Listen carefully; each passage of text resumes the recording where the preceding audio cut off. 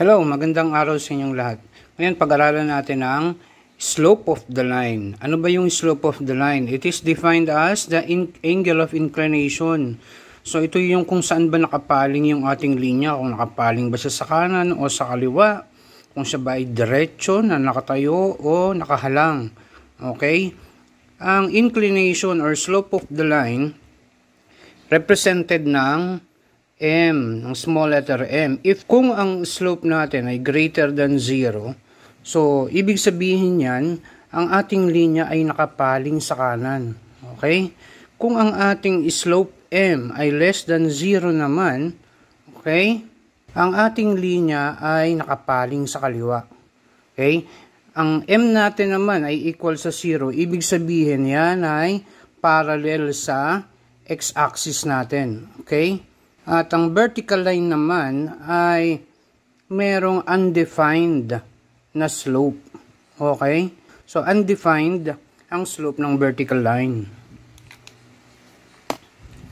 Meron tayo ditong problem na isosolve. We have here, determine the slope of the line that passes through 5, 2, and -1, -2.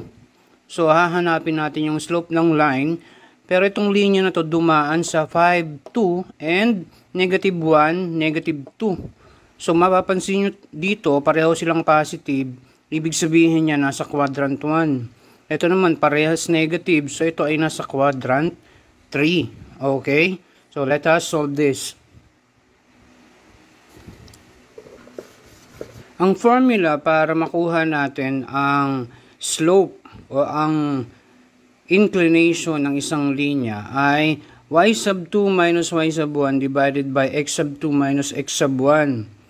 It can be rewritten naman as y sub 1 minus y sub 2. Pwede rin naman yang x sub 1 minus x sub 2.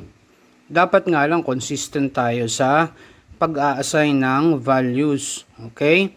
So, kung ito ay 5 and 2, -1 and -2, so, ito ngayon yung ating i-assign na point 1. Okay? Ito naman yung ating point 2. Okay.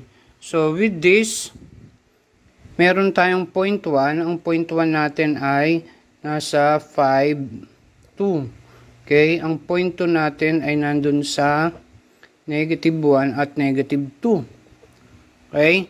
So, ibig sabihin, ito yung ating x sub 1. Ito yung ating y sub 1.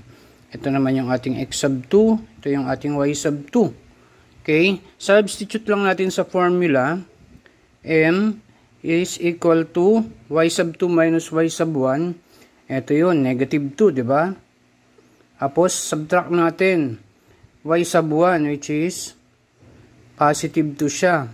And then, divide natin x sub 2. Ang x sub 2 natin, -1.